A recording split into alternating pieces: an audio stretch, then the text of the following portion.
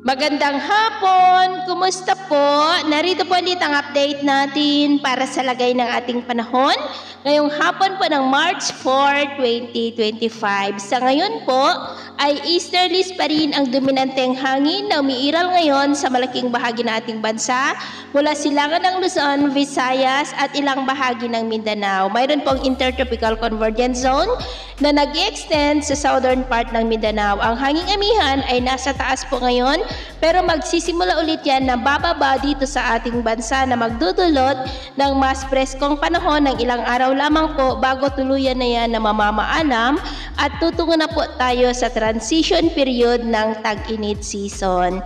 At sa ating long range forecast, wala pong bagyo na namamataan na tatawid po sa ating kalupaan for the next 2 weeks. At sa lagay ng ating panahon, ngayong hapon po ay nakakaranas ng cloudy skies with isolated rains ang malaking bahagi ng Mindanao, Aklan, southern part ng Samar, Mindoro provinces, Lopez, Camarines provinces, ilang bahagi ng Central Luzon, Ilocos region, Cordillera at ilang bahagi lamang ng Cagayan. At mamayang gabi, may tsansa pa rin ng cloudy skies with isolated rains ang malaking bahagi ng Mindanao, ilang bahagi ng Northern Luzon, Pangasinan at Eastern Samar. Kaya mag-ingat pa rin tayo dahil may tsansa pa rin ng mga pagbaha at pagguho ng lupa. At sa atin naman pong mga baybayin, wala po tayong nakataas na anumang gale warning signals, pero ba yung pag-ingat lamang po kung papalaot tayo para po mas makaiwas sa mga sakunang pangkaragatan.